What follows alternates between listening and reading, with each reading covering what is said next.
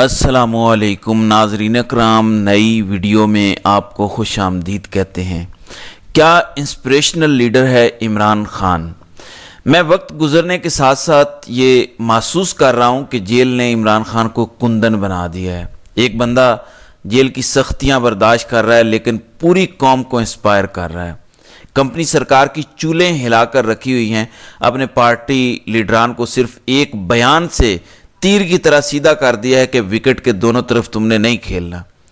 عمران خان کے اکاؤنٹ سے بڑے عرصے بعد بڑا زبردست اور ہو بہو جو عمران خان نے کہا وہ بیان جاری ہوا ہے۔ بیچ میں گائے بگائے ہوتے رہتے ہیں لیکن ایسا زبردست بیان بڑے عرصے بعد آیا ہے۔ ظاہر ہے کوئی کیس لگا ہو، کوئی عدالتی پیشی ہو یا ملاقات ہو جائے، ایسے لوگوں کی جو قابل بھروسہ ہیں تو پھر اصل پیغام باہر آتا ہے۔ آج علیمہ خان کو تو نہیں ملنے دیا گیا لیکن ایسا پیغام آ گیا کسی اعتماد کے بندے کے ذریعے۔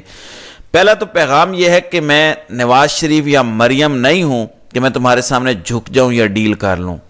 میں آپ کو عمران خان کا وہ انسپریشنل میسج پڑھ کے تھوڑا سنانا چاہتا ہوں کیونکہ یہ قوم مایوس ہوئی پڑی ہے، اس قوم کو انجیکشن چاہیے امید کا، اور وہ انجیکشن عمران خان نے جیل سے بیٹھ کر لگایا ہے اور بڑا طاقتور انجیکشن ہے۔ لیکن اس سے پہلے دو چیزیں جو نیگیٹیو ہیں وہ دیکھ لیں، پھر آپ کو امید کا انجیکشن بھی لگاتے ہیں۔ تمغہ امتیاز کو ذلیل و رسوا کرنے والی غریدہ فاروقی لکھتی ہے کہ عمران خان رہا نہیں ہوں گے، چاہے 190 ملین پاؤنڈ کیس کی سماعت عید سے پہلے لگے یا بعد میں۔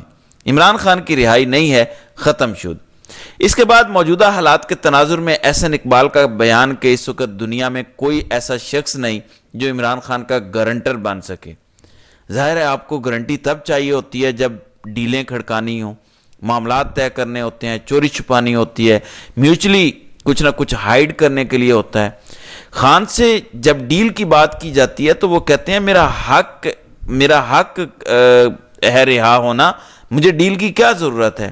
تم بات کرنا چاہتے ہو تو کرو کہ ملک میں جمہوریت کیسے بحال کرنی ہے، آئین کیسے بحال کرنا ہے، رول آف لا کیسے قائم کرنا ہے۔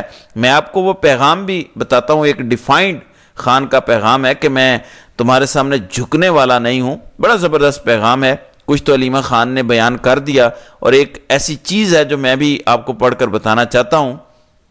عمران خان نے جو بات کی نا کہ مجھ سے 9 مئی کی معافی مانگنے کا مطالبہ کیا جاتا ہے، تو لکھتے ہیں کہ معافی وہ لوگ مانگیں جنہوں نے CCTV فوٹیج چرائی، جنہوں نے عورتوں کی عزتیں پامال کی، لوگوں کے گھروں کا تقدس برباد کیا، ہزاروں سیاسی ورکروں کو جیلوں اور عقوبت خانوں میں ڈالا اور بے گناہ لوگوں کو شہید کیا۔ 9 مئی کے کیسز کی 1 گھنٹہ بھی میرٹ پر سماعت ہو تو یہ بے بنیاد مقدمات فوری ختم ہو جائیں گے، لیکن المیہ یہ ہے کہ یہاں انصاف ہونا دور کی بات ہے، انصاف ہوتا بھی نظر نہیں آ رہا۔ اب سنیں، ظلم سے قومیں کبھی ختم نہیں ہوتی بلکہ نئے سرے سے بنتی ہیں۔ نبی اکرم صلی اللہ علیہ وآلہ وسلم نے 13 سال مشکل ترین وقت کاٹا، لیکن آپ صلی اللہ علیہ وآلہ وسلم ڈٹے رہے اور بالآخر سرخرو ہوئے۔ لہٰذا ہم سب کو آپ صلی اللہ علیہ وآلہ وسلم کے نقش قدم پر چلتے ہوئے بحیثیت قوم ڈٹ کر آخری دم تک لڑنا ہوگا، مقابلہ کرنا ہوگا۔ جب انصاف کا ہر دروازہ بند کر دیا جائے پھر پرامن احتجاج کے سوا کوئی رستہ نہیں بچتا۔ تحریک انصاف سمیت پوری قوم کو پیغام دیتا ہوں کہ ملک گیر احتجاج کے لیے تیار رہیں۔ پاکستان میں قانون مکمل طور پر معطل ہے، یہاں عورتوں کی بھی عزتیں محفوظ نہیں۔ میری اہلیہ بشرا بیگم صرف سہولت کاری کے الزام میں 14 ماہ سے قید تنہائی میں ہیں، حالانکہ ان پر جرم ثابت بھی نہیں ہوا۔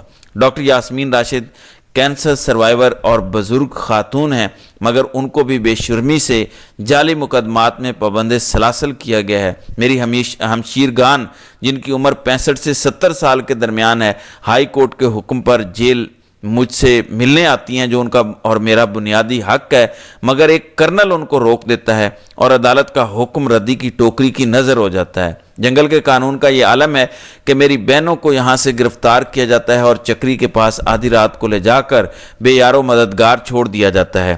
جس ملک میں اپنی ہی خواتین کے ساتھ ایسا سلوک ہو، وہاں کا اخلاقی معیار فوت ہو چکا ہے۔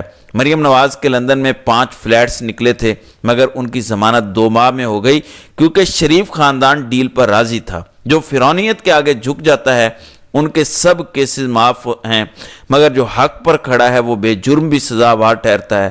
2 سال میں بیرون ملک سے کوئی سرمایہ کاری اس لیے نہیں آئی کیونکہ دنیا جانتی ہے یہاں قانون ایک کرنل کے جوتے کی نوک پر ہے۔ یاد رہے کہ سرمایہ کاری کے بغیر نہ ملک میں معاشی استحکام آتا ہے اور نہ ہی معیشت ترقی کر سکتی ہے۔ جب تک حکومت عدالتی احکامات کرنل کے اشاروں کے محتاج ہوں گے تب تک سرمایہ کاروں کے لیے اعتماد کی فضا ناپید رہے گی۔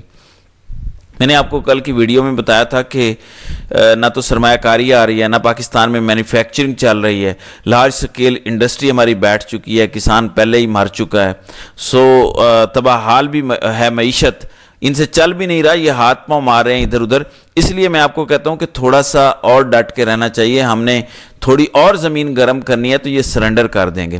پھر خان کہتا ہے کہ پوری قوم انصاف کے لیے عدلیہ کی طرف دیکھ رہی ہے، مگر 26ویں آئینی ترمیم کر کے عدلیہ کو مفلوج کر دیا گیا ہے۔ اس ترمیم کے پیچھے 2 ہی وجوہات ہیں، ایک تو دھاندلی زدہ الیکشن کا تحفظ کرنا اور دوسرا مجھ سمیت پی ٹی آئی کی لیڈرشپ اور کارکنان کو جیل میں قید رکھنا اور احتساب کے خوف کے بغیر بنیادی انسانی حقوق کی خلاف ورزی کرنا۔ 26ویں آئینی ترمیم کے براہ راست 2 نتائج نکلے ہیں، ایک یہ کہ عدلیہ نے اپنے آئینی اور روایتی کردار کے برعکس انتظامیہ کے آگے بالکل سرنڈر کر دیا ہے۔ ملٹری کورٹس کے حوالے سے سپریم کورٹ کا فیصلہ آئین کے آرٹیکل 175(3) کے متصادم ہے۔ میں کہتا ہوں عدلیہ انتظامیہ سے الگ ہے، مگر یہاں اس آرٹیکل میں ترمیم کیے بغیر ہی ایگزیکٹو کو عدلیہ کے تمام اختیارات سونپ دیے گئے ہیں۔ ملٹری کورٹس کے ساتھ ساتھ مخصوص نشستوں پر بھی بینچ بنا کر تحریک انصاف سے یہ نشستیں چھیننے کی کوشش کی جا رہی ہے۔ ووٹ تحریک انصاف کو پڑا ہے، مگر آئین کے برخلاف یہ نشستیں دوسری جماعتوں کو دینے کی کوشش کی جا رہی ہے۔ دوسرا یہ کہ عدلیہ اس قدر مفلوج ہو چکی ہے کہ اعلیٰ عدلیہ اور ججز اپنی مرضی سے مقدمات نہیں لگا سکتے، نتیجتاً مجھے بھی عدالتوں سے انصاف نہیں مل رہا۔ کبھی میرے کیسز کے لیے بینچ مکمل نہیں ہوتا تو کبھی سماعت نہیں ہوتی، جان بوجھ کر میرے مقدمات کو التوا میں رکھا جاتا ہے۔ میرے بنیادی انسانی حقوق بھی معطل ہیں، جیل مینول کے مطابق جو حقوق کام قیدی کو حاصل ہوتے ہیں مجھے وہ بھی نہیں دیے جا رہے۔ میری اہلیہ سے ہفتے میں ایک طے شدہ ملاقات بھی روک دی جاتی ہے، اور تو اور میری کتابیں تک روک لی جاتی ہیں، میرے بچوں سے بات نہیں کروائی جاتی۔ یہ سب اس لیے کیا جا رہا ہے تاکہ میں ٹوٹ جاؤں۔ پہلے قاضی فائز عیسیٰ کے ذریعے پاکستان میں فسطائیت جاری تھی اور اب 26ویں آئینی ترمیم کے ذریعے ظلم کو تحفظ دیا جا رہا ہے۔ اگر آج عدلیہ تاریخ کے درست سمت کھڑی نہیں ہوگی تو ان کا نام بھی جسٹس منیر اور قاضی فائز عیسیٰ کے ساتھ ہی لکھا جائے گا، جو ہمیشہ تاریخ میں مجرم ہی رہیں گے۔ پھر کہتے ہیں کہ شریف خاندان این آر او لینے کا عادی ہے، 2 مرتبہ این آر او لیا اور اب الیکشن چوری کر کے قوم پر مسلط ہیں۔ اس ملک کو کبھی بھی ایسے لوگ اوپر نہیں لے جا سکتے، چاہے SIFC بنا لیں یا کوئی اور کلیہ آزما لیں۔ قوم صرف تبھی اوپر جاتی ہے جب وہ آزاد ہو اور حکمران اخلاقی طور پر مضبوط ہوں۔ سمڈیال الیکشن کے حوالے سے بھی خان کا پیغام ہے کہ وہ تمام لوگ بڑھ چڑھ کر حصہ ڈالیں کہ ظلم کے نظام کے خلاف واحد طاقت یعنی ووٹ کے ذریعے فیصلہ دیں۔ انہوں نے الیکشن چوری کا پورا پلان بنایا ہوا ہوگا، لیکن آپ لوگ چوکنا رہیں، فارم 45 لے کر پولنگ سٹیشن سے نکلیں اور فارم 47 ملنے تک RO کے دفتر میں موجود رہیں۔ دھاندلی کے آگے دیوار بننا ہے تاکہ اس حکومت کو اس کی مقبولیت کا اندازہ دلایا جائے۔ میری ہدایت ہے کہ پارٹی کی پنجاب میں تنظیم سازی کے حوالے سے ترتیب دی گئی کمیٹی میں عالیہ حمزہ اور چاروں ریجنز کے صدور کو شامل کیا جائے۔ کمیٹی کا کنوینئر مقرر کرنے کی بجائے سب ایک سطح پر مل کر کام کریں۔ جنگ ہمیشہ باہر والوں سے ہوتی ہے۔ میری تمام پارٹی اور سوشل میڈیا کو پیغام ہے کہ اپنی تنقید کا نشانہ اپنے لوگوں کو نہ بنائیں، اس سے ہمارے بیانیے کو نقصان ہوتا ہے۔ ہمیں ساری توجہ فسطائی قوتوں کے خلاف مرکوز رکھنی چاہیے تاکہ اس اندھیری رات کا جلد سے جلد بالآخر خاتمہ ہو۔ میری تحریک انصاف کے لیے خصوصی پیغام ہے کہ جیل میں جماعت میں کسی کو بھی قربانی دینے سے گھبرانا نہیں چاہیے۔ اگر مجھ سمیت سینکڑوں کارکنان اور لیڈرشپ جیلوں سے نہیں گھبرائی تو آپ لوگوں کو بھی نہیں گھبرانا چاہیے۔ پارٹی عہدیداران کو فیصلہ کرنا ہوگا کہ وہ اپنی ذمہ داریوں سے عہدہ برا ہونے کو تیار ہیں یا نہیں۔ اب جو عہدیدار سرگرم نہیں ہوگا اسے برطرف کر دیا جائے گا۔ اس ملک سے ظلمت کے سائے ختم کرنے کے لیے ہم سب کو اپنے حصے کی قربانی دینا ہوگی۔ فائنل فیصلہ عمران خان کا کہ مزاحمت ہوگی اور مزاحمت ہوگی۔ اس لیے कंपनी सरकार का गुस्सा आप समझ आ रहा है कि ये बंदा तो किसी सूरत हमारे काबू नहीं आ रहा। हमने इसको डरा लिया, धमका लिया, बहनों को तकलीफ दी, एहलिया को तकलीफ दी, बच्चों से बात नहीं करवाते, जेल में कोई सहूलत नहीं। इसके बाद एक और चीज़ याद रखें, खान के भांजे ने जेल में भूख हड़ताल कर दिया क्योंकि उन पर जुल्म हो रहा है जेल में। उसके जवाब में उन्होंने भूख हड़ताल की है। आपको पता है कि ये जुल्म क्यों हो रहा है? बहनें भी टारगेट, एहलिया भी टारगेट, भांजा भी टारगेट। जनरल साहब का एक ही गोल है और वो ये है कि खान साहब टूट के मेरे कदमों में आ गिरे। आज डिफाइंड खान ने मैसेज दिया है कि मैं वक्त के यजीद के सामने नहीं झुकूंगा। काजी साहब को तो लोग जस्टिस मुनीर कह के बुलाते हैं। मौजूदा बादशाह को तारीख एक यजीद के नाम से याद रखेगी, दूसरे यजीद के नाम से, यजीद सानी के नाम से यह बंदा याद रखा जाएगा। आज मेरे अल्फाज लिख लें, तारीख में जब इनका जिक्र आएगा तो यही आएगा कि ये यजीद का पैरोगार था, यजीद का फॉलोअर था, ये यजीद सानी था।